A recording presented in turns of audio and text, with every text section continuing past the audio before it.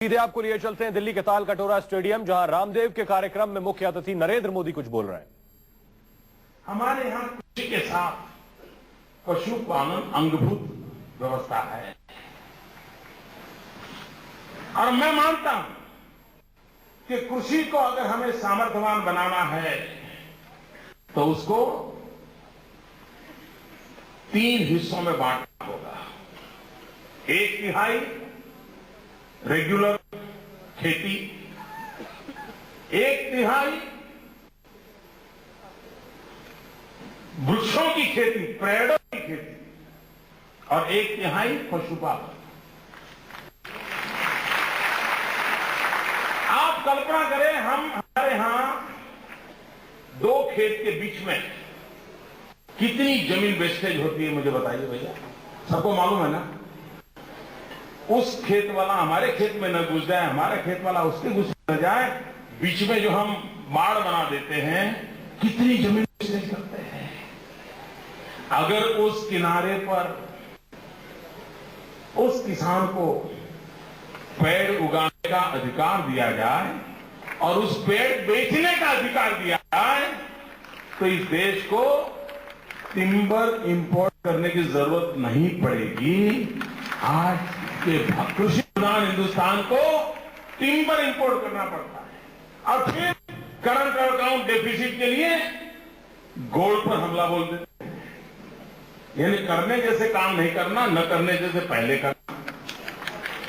मित्रों, 60-70 के दशक में हिंदुस्तान में गोल्ड स्मगलिंग का एक बहुत बड़ा गोल्डन अपॉर्चुनिटी था।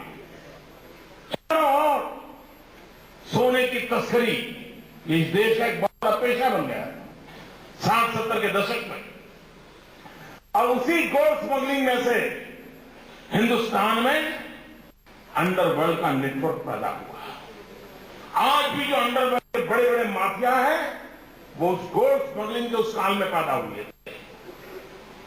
दिल्ली में ऐसी सरकार बैठी है कि फिर से उसने गोल्ड स्मगलिंग का उदय कर दिया है।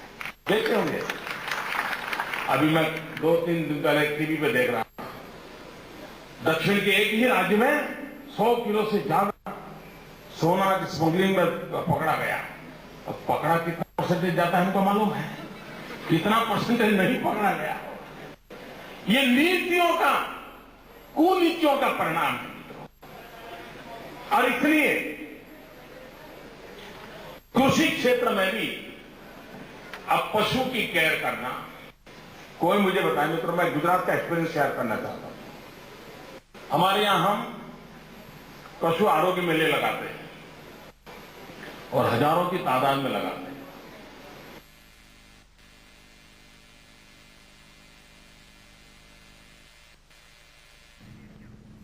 तो आप सुन रहे थे नरेंद्र मोदी को दिल्ली के ताल कटोरा स्टेडियम में। नरेंद्र मोदी लोगों को संबोधित कर रहे थे। फिर आपको लिए चलते हैं ताल कटोरा स्टेडियम। पशु का भी कैटरेक्ट ऑपरेशन करते हैं, उसके नेत्रमणि का ऑपरेशन करते हैं, उसकी डेंटल ट्रीटमेंट करते हैं। मैंने अभी कुछ डॉक्टरों को अमेरिका भेजा था कि लेजर सिस्टम से पशुओं के ऑपरेशन की टेक्निक सीख के आए ताकि पशु का रक्त न बहे, उसको पीड़ा न हो। इसका परिणाम क्या होगा? भाइयों बहनों, हमारे यहां मिल्क प्रोडक्शन में 86% इंक्रीज हुआ। 86%। मुझे बताइए, मेरा किसान सामर्थ्यवान हुआ कि नहीं हुआ? उन्होंने क्या किया? देखिए, फर्क देखिए। उन्होंने क्या किया? उन्होंने सपना देखा पिंक रिवॉल्यूशन। इस देश में हमने ग्रीन रिवॉल्यूशन सुना है, इस देश में हमने व्हाइट रिवॉल्यूशन सुना है। दिल्ली में जो सरकार बैठी है उसने पिंक रिवॉल्यूशन का कार्यक्रम लिया। और पिंक रिवॉल्यूशन का मतलब क्या है? कत्लखाने खोलो, पशुओं की कत्ल करो, और जो मटन होता है उसका कलर पिंक कलर का होता है, उसको एक्सपोर्ट करो। भाइयों बहनों, आप मुझे बताइए, देश के किसानों का भला पशु करेगा कि मटन करेगा? अब फर्क यही है मित्रों। फर्क यही है, भारत जैसे देश के जो गांवों में बसा है वहां प्रायोरिटी क्या, उस कारण क्या हुआ, कमाई करने के इरादे से पशुओं का चोरी शुरू हो गया, स्मगलिंग शुरू हो गया। और भारत सरकार, आप जैसे बाबा कह रहे हैं किसान को कम से कम मिनिमम इनकम का तो कुछ व्यवस्था करो, लेकिन अगर आप कतलखाना बनाते हो तो भारत सरकार कोई टैक्स नहीं लगाती है, आपको बैंक से मिनिमम दर से पैसे मिलते हैं। इतना ही नहीं, अगर आपका कतलखाना मेरठ में है, हरिओम जी मैं बोल रहा हूं मेरठ मेरठ में है और मुंबई आपको मटन भेजना है तो ट्रांसपोर्टेशन सब्सिडी भी भारत सरकार देती है। मित्रों, मेरा कहने का तात्पर्य है कि हम अगर चाहें तो स्थितियां बदल सकते हैं। जब अटल बिहारी वाजपेयी जी की सरकार थी, हमारे राजनाथ जी कृषि मंत्री थे, एक योजना शुरू की थी, वाड़ी प्रोजेक्ट। उस वाड़ी प्रोजेक्ट के तहत जो ट्राइबल बेल्ट के लोग हैं, जिनके पास मुश्किल से 1 एकड़ 2 एकड़ भूमि है, उनकी आय मुश्किल से 10,000 12,000 रुपया, वो घर कैसे चलाए। उस वाड़ी प्रोजेक्ट के तहत हमने गुजरात में प्रयास शुरू किया। हमारे आदिवासी किसान, जिसको आधुनिक खेती की तरफ हम ले गए, पानी प्रबंधन की तरफ ले गए, सीड्स में बदलाव लाने की दिशा में ले गए, क्रॉप पैटर्न बदल गई और परिणाम यह आया कि वो 12-15 हजार रुपये कमाता था, 1.5 लाख 2 लाख रुपए कमाना शुरू कर दिया। लेकिन अटल जी की सरकार गई, ये सरकार ने प्रोजेक्ट बंद कर दिया। अब उनको समझ नहीं है मतलब किसके लिए क्या काम करना है। और इसलिए मैं कहता हूं कि देश को आगे बढ़ाने के लिए कोई मंगल ग्रह से मनुष्यों को लाने की जरूरत नहीं है। यहां जो है वही इस देश को आगे ले जा सकते हैं।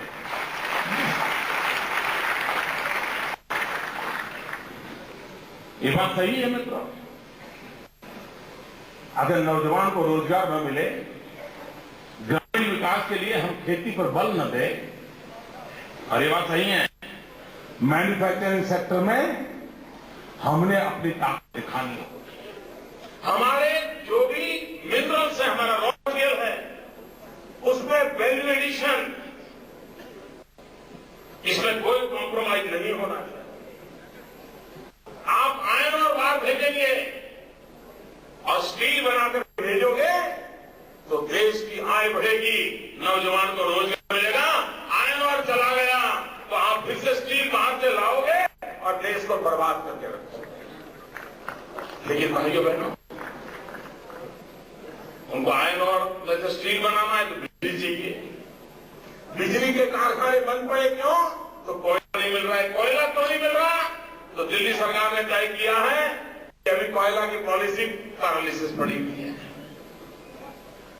कि एक के साथ दूसरा जुड़ा हुआ है। मित्रों, हमारे देश में भ्रष्टाचार के खिलाफ लड़ाई लड़ने के लिए भ्रष्टाचार के जो कुछ क्षेत्र हैं उसमें एक है मिनरल्स। हमने गुजरात में तय किया, पहले भी हमारे देश में नियम ऐसा है, first come first serve. Minerals के लिए जो पहले अप्लाई करेगा उसका हक बढ़ेगा, उसको पहले अलॉट करेगा। हमने गुजरात में तय किया कि नहीं, हम ऐसा नहीं करेंगे, हम ऑप्शन करेंगे। जो ज्यादा बोली बोलेगा, खजाने में पैसा सरकार के पास आएगा, लोगों का गरीबों का भला होगा। ऑप्शन। मुझे बताइए भैया, ये सही रास्ता है कि नहीं है? सही रास्ता है कि नहीं है? ट्रांसपेरेंट पद्धति है कि नहीं है? हमने निर्णय किया, भारत सरकार ने हम पर प्रतिबंध लगा दिया कि कानून आप ऑप्शन नहीं कर सकते हो। आप हैरान हो गए, एक सरकार है जो हिम्मत करके ऑप्शन करके अपनी इस भू संपदा को रेगुलेशन के लिए देना चाहती है। आज मेरे यहां सीमेंट के इतने कारखाने लगने की संभावना है, लेकिन मैं लाइमस्टोन नहीं दे पा रहा हूं।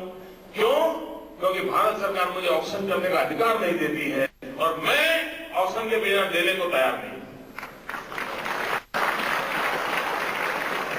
कहने का तात्पर्य यह है मित्रों कि हमारी जो भू संपदा है उस भू संपदा का उपयोग भी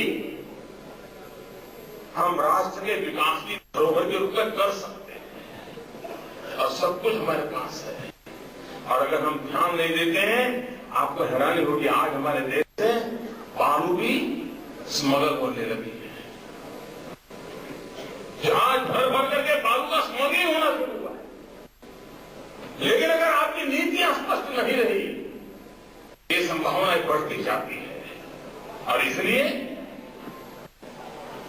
भ्रष्टाचार से लड़ाई लड़ने की पहली शर्त होती है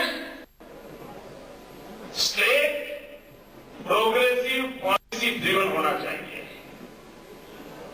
नीतियां लगातार नई बनती चलनी चाहिए, नीतियों के आधार पर निर्णय होते चलने चाहिए और निर्णय सही ट्रांसपेरेंट तरीके से इंप्लीमेंट होने चाहिए। भ्रष्टाचार से मुक्ति मिल सकती है। देखो ऐसी चीज थोड़ी तो हो नहीं सकती। देखो टैक्सेशन, मैं इन विचारों से कई वर्षों से परिचित हूं। ये जो हमारे आर्थिक स्वराज के विषय को लेकर के हमारे जो मित्र बाबा को भी मिले हैं, हमारे और लोगों को मिले हैं।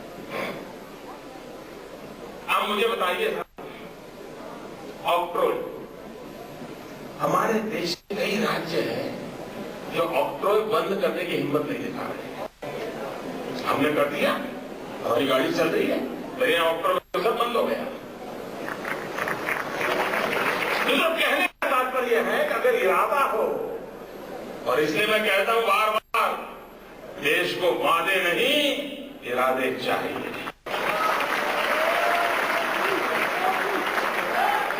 और इसलिए भाइयों, ये टैक्सेशन सिस्टम सामान्य मानवीय जीवन पर बोझ बनी हुई है। अफसरशाही की लगाम बढ़ती चली जाती है। उसमें एक नए तरीके से देख करके रिफॉर्म लाने की समय की मांग है और भारतीय जनता पार्टी गंभीरतापूर्वक इस विषय में काम कर रही है। अभी भी मेरे पार्टी के सभी नेता इस विषय के जानकार लोगों के साथ 3-3 घंटे बैठे थे, हर बारीकी से, क्योंकि ठीक है हमें पहले में कुछ समस्याएं नजर आती है, लेकिन आखिरकार इरादा है तो समस्याओं का समाधान भी होगा और रास्ते भी खोज जाएंगे और व्यवस्थाएं नई लाई जाएंगी। और भाइयों बहनों, अगर यही व्यवस्थाएं चलानी है तो मुझे यहां आने की क्या जरूरत है? नहीं, मुझे आने की क्या जरूरत है? लोग चलाएंगे। अगर कुछ कर नहीं पाएंगे तो हम के लिए जिंदगी में पैदा नहीं हुए दोस्तों। कुछ कर सकते हैं तो जिंदगी में कुछ करना है।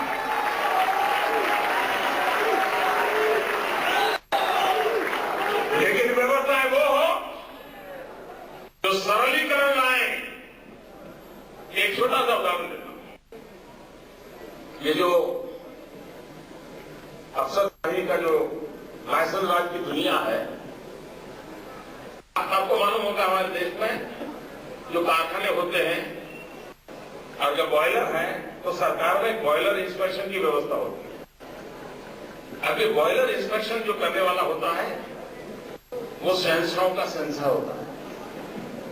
क्या कि होते बहुत लोग हैं और वो बेचारे मालिक जो होते हैं परेशान, कभी हमारी तारीख तक तो इंस्पेक्शन का सर्टिफिकेट चाहिए। वो कहता है नहीं, समय नहीं है, पहले से क्यों नहीं बोला, फिर जो कुछ भी होना चाहिए वो होता होगा। और फिर वो सर्टिफिकेट देता है कि मैंने बॉयलर का इंस्पेक्शन किया और ये काम करने योग्य है। सब यही कारोबार करता था। कोई मुझे बताए भैया, आप कार खरीदते हैं, आपकी कार ठीक है कि नहीं है, ब्रेक बराबर है कि नहीं है, उसका इंस्पेक्शन सरकार करती है क्या? सरकार करती है क्या? आप खुद करते हो नहीं करते हो? आपको आपकी जिंदगी की चिंता है कि नहीं है? तो फिर बॉयलर की चिंता वो करेगा कि नहीं करेगा? बॉयलर फटेगा तो वो मरेगा कि नहीं मरेगा? मैंने कहा सरकार इंस्पेक्शन नहीं करेगी, आप खुद इंस्पेक्शन करके सर्टिफिकेट दे दो, हम उसको स्वीकार कर देंगे। अफसरशाही गई थी। अरे इसके लिए क्या करना पड़ा? तो हमने कहा स्किल डेवलपमेंट का कोर्सेज आईटीआई में चालू करो और प्राइवेट इंस्टीट्यूट खरीदो जो बॉयलर इंस्पेक्टर का काम करे। हजारों लड़के बॉयलर इंस्पेक्टर बन गए। वो देखते हैं और मालिक को भी चिंता रहती है, वो बिना ब्रेक की गाड़ी को चलाएगा क्या? तो बॉयलर फटने वाला है वो चलाएगा क्या? अपने आप छोटी छोटी चीज होते मित्रों। आपने देखा होगा हमारे देश में पहले बड़े बड़े मकानों में लिफ्ट बहुत कम थी और सरकार लिफ्ट के इंस्पेक्टर रहते थे। हर सारे देश में है। अब करीब करीब हर घर में लिफ्ट आ गई। अब बताइए इतने इंस्पेक्टर कहां से लाओगे? मेरे यहां मैंने नियम किया कि भाई जो कहते हैं वही हर 6 महीने अपनी जांच करवा के हमको रिपोर्ट कर दे कि भाई आपकी लिफ्ट ठीक है, उपयोग कर रहे हो तो चलते चलो। मित्रों, हम व्यवस्थाओं को बदल सकते हैं। छोटी चीजों के माध्यम से भी स्थितियों को बदला जा सकता है और अगर एक बार परिवर्तन लाना है तो ला सकते हैं। आपको हैरानी होगी, हमारे देश में एक कानूनी व्यवस्था है। हर 3 साल में एक बार देश की जमीन का हिसाब किताब होना चाहिए, लेखा जोखा होना चाहिए हर 30 वर्ष। और देश की जमीन का लेखा जोखा, उसकी लंबाई कितनी है, मालिक कौन है, चौड़ाई कितनी है, इस प्रकार का पूरा हर 30 साल में करने का नियम है। आपको हैरानी होगी, पिछले 100 साल से हमारे देश में काम नहीं हुआ। 100 साल से अगर ये स्थिति बनी, कई जगह में नदियों ने अपना रास्ता बदल दिया। सरकारी कागज पे वो जमीन है, खेत है, बाकी जब वो नदी बन चुका है। कहीं पर से पर्वत बह करके नीचे आ गया है, खेत बचा नहीं, जमीन बची नहीं, सरकारी कागज पे भी जमीन है। 100 साल हो गए इस काम को हमारे देश में नहीं किया। किसान कहां जाएगा? मैंने गुजरात में बेड़ा उठाया, मैं कर रहा हूं और मैं करते रहूंगा। कहने का तात्पर्य यह है मित्रों, ऐसा नहीं है कि समस्याओं के समाधान नहीं है, लेकिन ज्यादातर सरकारें आती हैं, दिन रात अगला चुनाव जीतने में लगी रहती है। सरकारों का काम है 5 साल के समय में देश की भलाई के लिए लोगों को विश्वास में लेकर के कदम उठाना। और भाइयों बहनों, मैं गुजरात एक्सपीरियंस से कहता हूं कि ये सब कुछ संभव है। और जो बाबा रामदेव जी ने स्वाभिमान आंदोलन के साथ जुड़े हुए सिपाहियों ने भारतीय जनता पार्टी से जो अपेक्षाएं रखी है और नरेंद्र मोदी से व्यक्तिगत रूप से जो अपेक्षाएं रखी है, हम जी जान से उसको पूरा करने की कोशिश कर रहे हैं।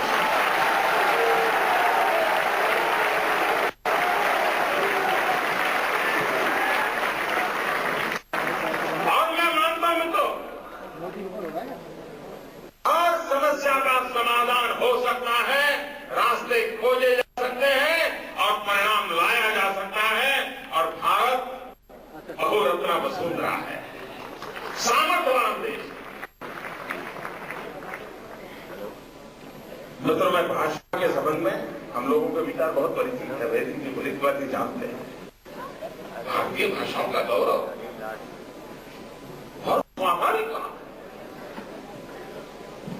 और अगर अपने आप पर हमारा गौरव नहीं होगा तो हम दुनिया की पराई चीजों से क्या गौरव कर सकते हैं?